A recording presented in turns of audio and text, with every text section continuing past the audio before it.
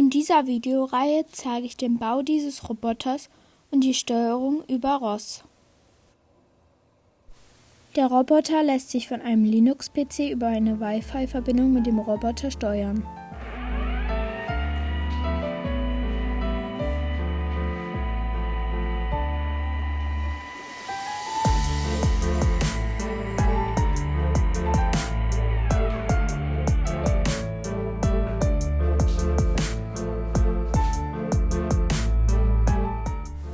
Das Ganze habe ich von diesem GitHub-Repo von Robin Wolf, Hannes Bornemann und Matthias Fuhrer von der Hochschule Karlsruhe.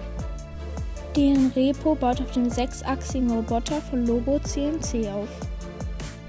Für diesen Roboter haben sie einen neuen Flansch, einen neuen Greifer, neue Leiterplatten und die ROS-Implementierung bereitgestellt.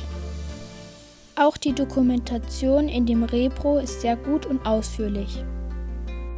In diesem Teil bauen wir den Roboter fertig. In den vorherigen Teilen haben wir bereits die Achsen 1 bis 4 gebaut und getestet.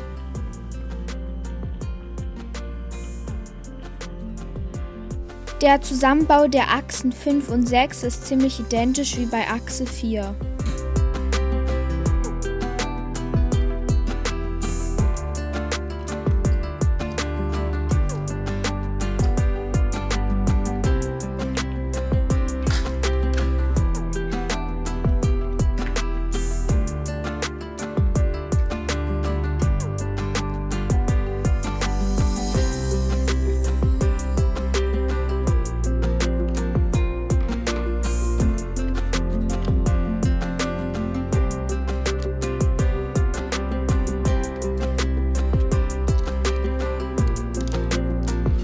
Nicht vergessen, zwischendurch immer wieder zu testen.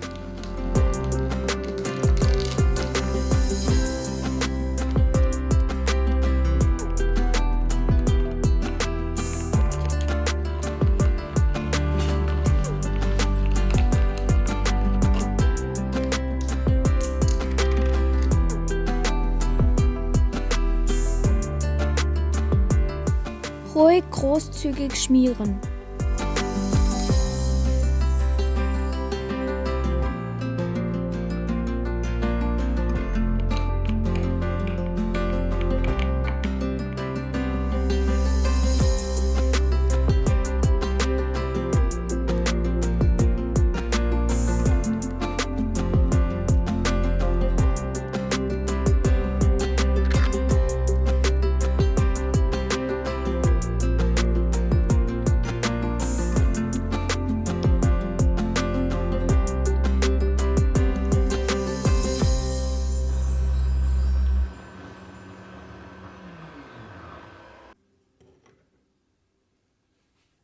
Weil ich hier keine Zylinderkopfschraube in passender Länge gefunden habe, habe ich Senkkopfschrauben mit Unterlagsscheiben verwendet, würde ich aber nicht empfehlen.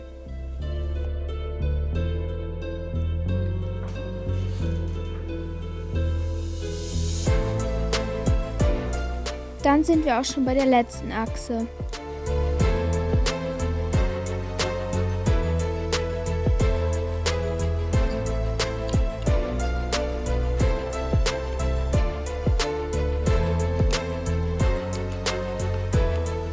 Und ja richtig, testen.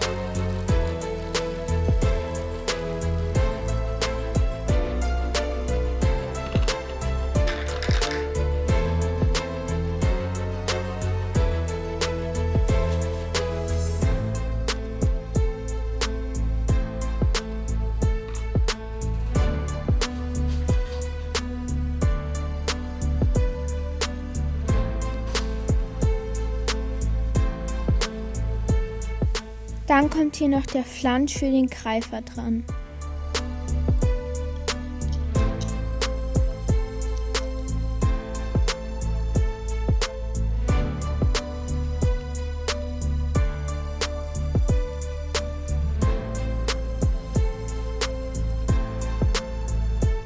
So sieht das Ganze dann aus. Jetzt müssen wir nur noch das Kabelchaos in den Griff bekommen.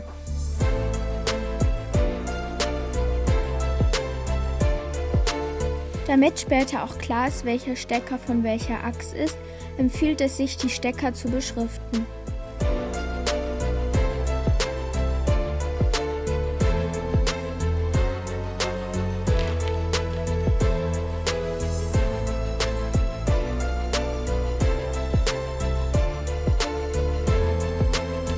Die Kabel durch den Roboter zu führen ist ziemlich nervig, aber muss halt gemacht werden.